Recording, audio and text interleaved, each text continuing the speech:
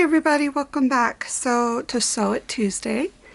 Today we're going to make fake chenille, which, here's why I say it's fake. Chenille is normally sewn, I think I already used all the other stuff.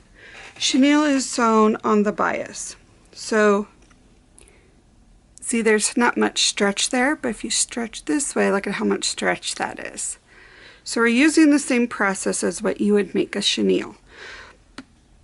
But instead of sewing on the bias, we're going to sew this way. And I will be doing another video on how to actually do it the other way. So when you do these, normally when you make regular chenille, it is normally made like, I don't know, you have a stack of 5 pieces of fabric. We're just going to do 4. These are 5x5 square. This is just fabric I had in my collection, and I bought them all in a stack like this. Any quilt store sells these. They're called charm packs in quilting term for, you know, with quilters. So we're gonna do, let's do that one, and really it doesn't matter, you're really not going to see them much, but what we're going to do is experiment on these and see which way looks better on how the finished product. So we're gonna, let's do that, and let's do this purple.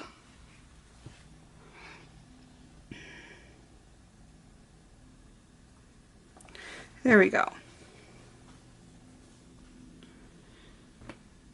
So there should be more of this, but there's no, like, we're gonna have this whole thing is gonna look like this. So the next step is I'm going to draw our sewing lines on these, and let me grab my sewing pins. So I have this white, it's water soluble pencil done in white.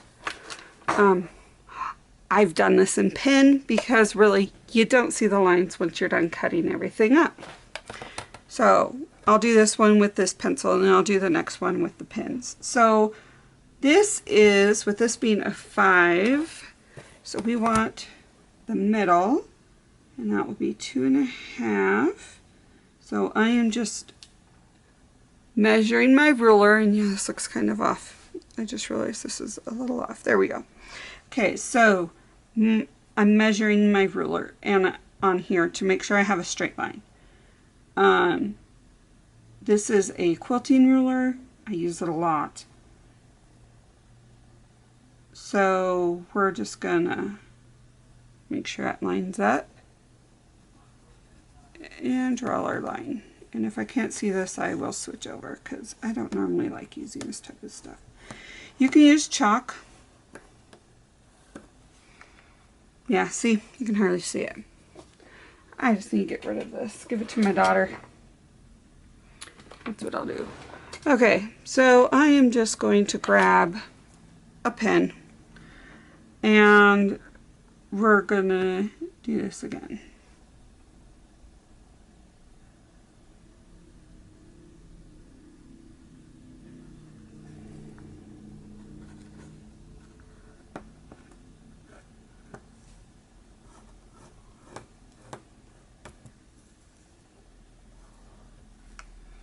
So there's our first line, and then you want a 1/2 inch. At least that's how I use it. So you can do 1 inch. Actually, is it a 1/2 inch or 1 inch? Let's do 1 inch, because then we'll have a 1/2 inch on each side to fray. So just lining this up. And I'll show you with a regular ruler how to do this. If you don't have one of these kind. There's no point of going out and buying a new ruler you really don't need.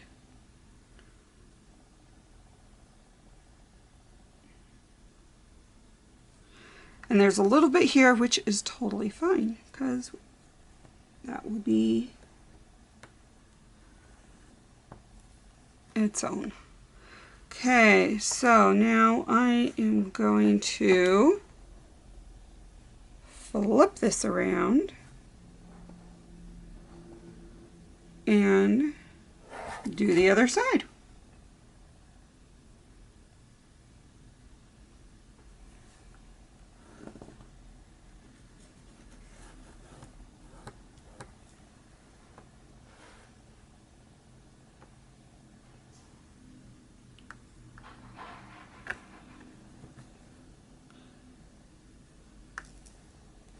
Hope everyone's doing good and getting some fun crafting in.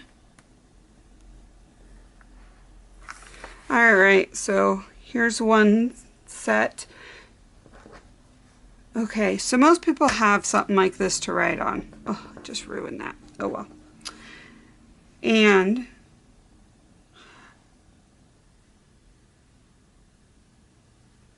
so I am going to I'm measuring this up against this line, which is the 11 line. And kind of looks like my thing's crooked. Hopefully this isn't crooked for you guys. So I'm going to, this is, you can use a regular ruler, you can use whatever. I'm just going to use this. So it's 5 inches. So what I'll do is I go in, that's 1 inch. I'll go in 2 inches. And then you have all these little marks in between. And some actually mark the half a mark really easy. Some don't like this. So we're going to go right in, this is the center part. So we're going to put that line and make sure that it's all the way. Let me flip this around so it's better. Okay, to make sure it is all the way through. And now we're just going to take our pin and go. So, and then you want to go to the next half a mark. So, which would be right here.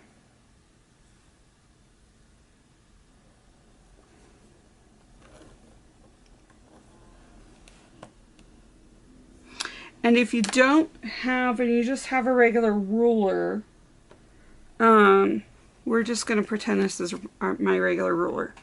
You can put this down, right down here. You can see that it's a 5 inch. And we're doing it an inch. So go over, there you go.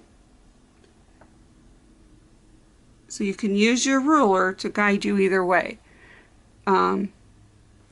So you will, there's no need to buy a fancy quilt ruler. I just really like them, and I have tons because, yeah, I quilt a lot. So then we're going to go back over, and with having a ruler down below here, it is a little easier to do this side and not have to switch it around. And we're going to go to this one.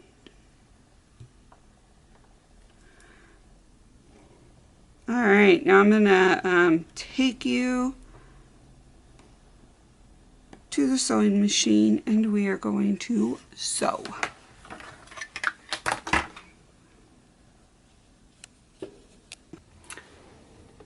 Okay, welcome back. So, I switched my location of where I do these sewing, so hopefully it'll be better. It's easier to film over here. So I am going to now just sew along these lines and regular stitch start at one end. See if I can bury. Alright. My foot pedal got stuck. Okay, so we're just going to sew straight down this line. This is a quick.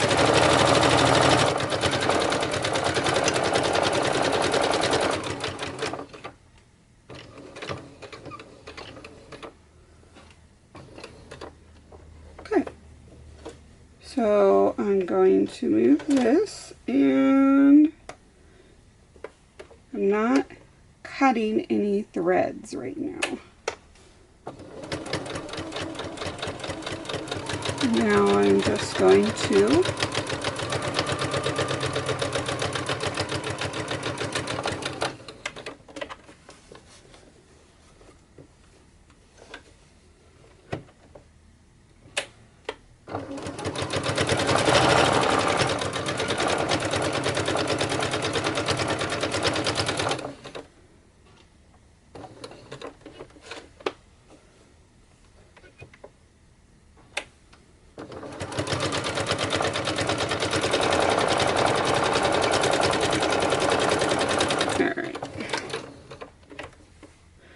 So as you can see, there are some spots where I've missed my line.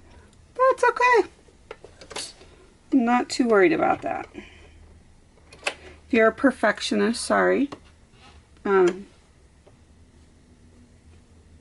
Once you start racketing everything and cut and all that, it's not going to really make that big of a difference.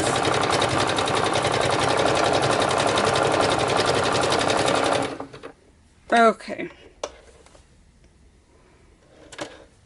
So now I'm just going to rip that off. I will pause you guys and I will get this one done. Okay, so the first thing we're going to do is just chop these extra pieces off. We don't need them.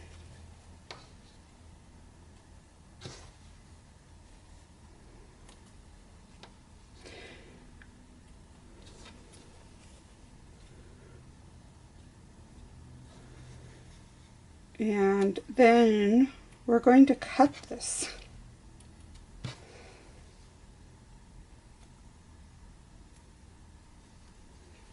So here's our back. So you want to be careful when you start cutting, okay? You don't want to cut your back. This last one you don't want to cut, or you'll completely defeat the purpose of what you've done. So you're going to leave that back and find close to the middle and cut. And these are alright. We're going to switch scissors. How's our paper scissors? They're not really working great with my fabric. Okay, so you're just going to cut straight through. Leave your, not to cut your back. There we go. And we're going to do the same. So just stick your little scissor point, leave the back, and cut. Now, they do have, I'm just too cheap and don't want to buy it. They actually do have a tool that you can stick in here. And I'm thinking I should have sewn these at a 1/2 inch. Oh well. There's a tool that you can use that will go right in here, and so you can actually rotary blade these. But I'm too cheap for it, so I do it old school.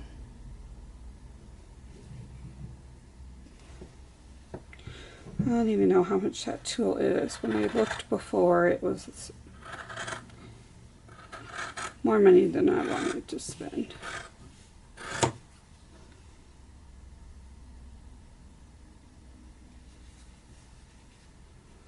Alright.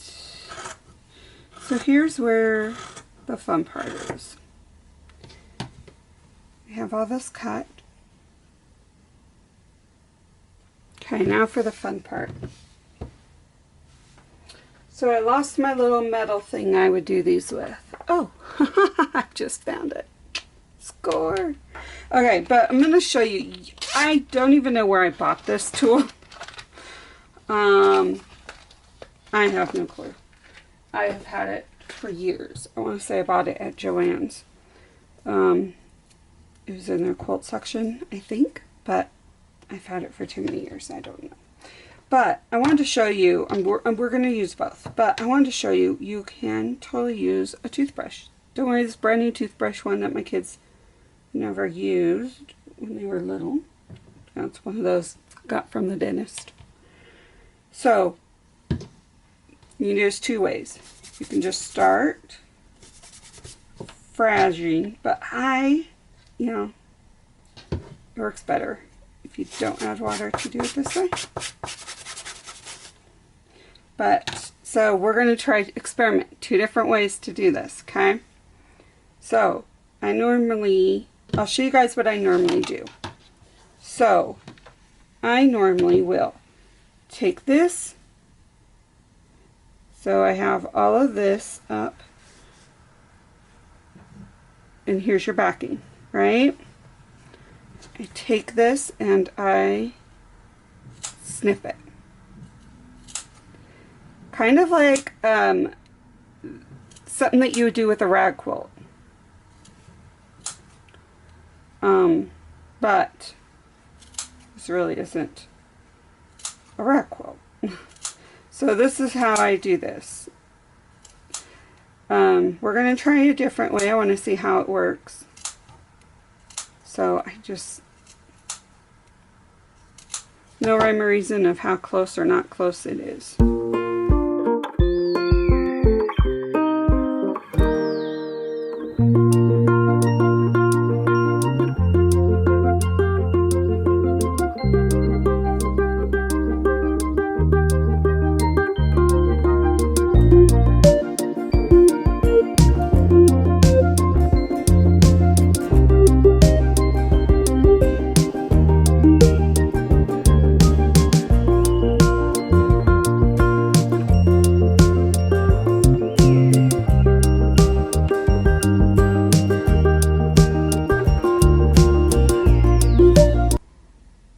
Okay, so we have this wet. We're going to take our toothbrush and we are literally going to just rag. It takes longer with the toothbrush, but as you can see, it still works.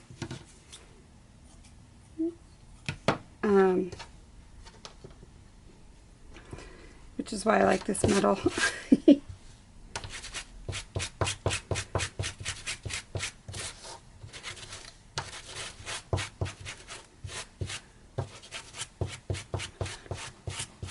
Metal does a better work of it.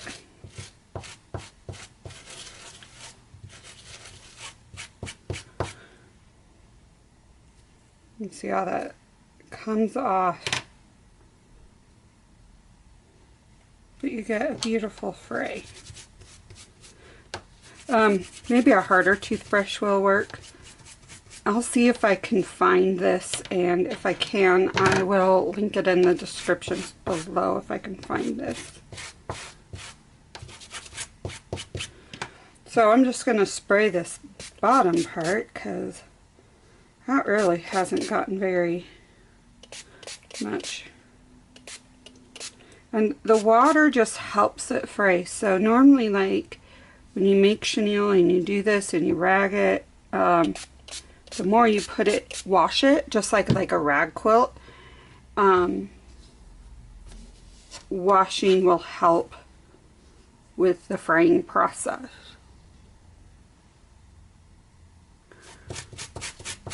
But it does take a while.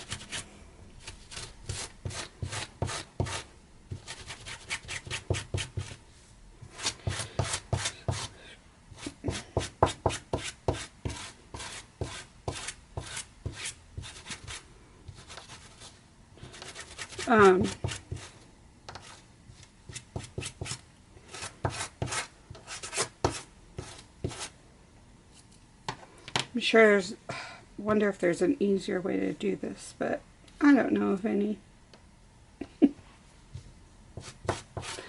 None that I would want to try.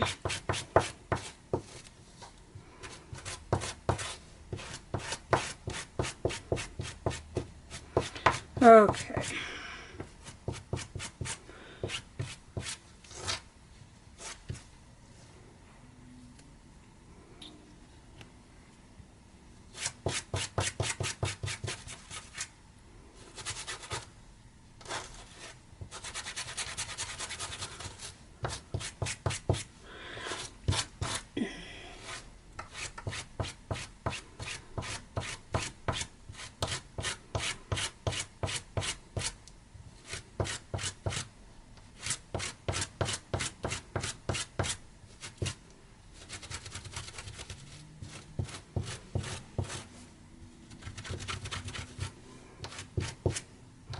All right.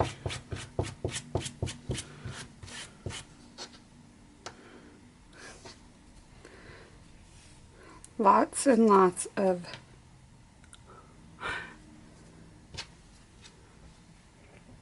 fraying.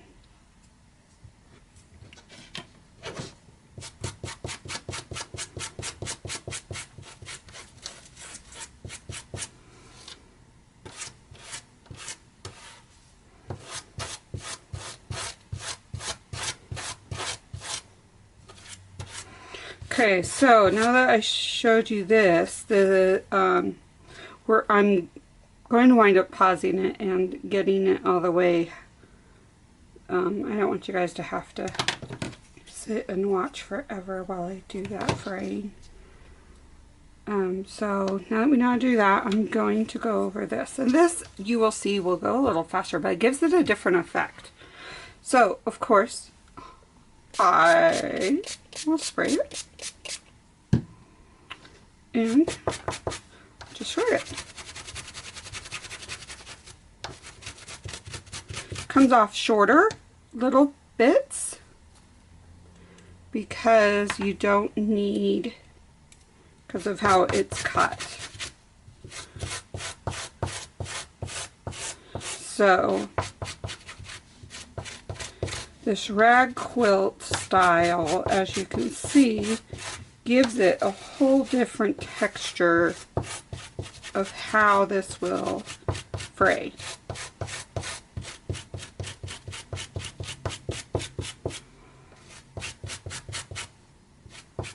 So this is just pure, you know, going down. This has more cut, frayed a little bit more. So I'm going to put this on pause, and I will be back when these are done. Okay, so here's what the difference is. This is what, like, when you actually do regular chenille, this is the way it is. As you can tell, they both have the same back.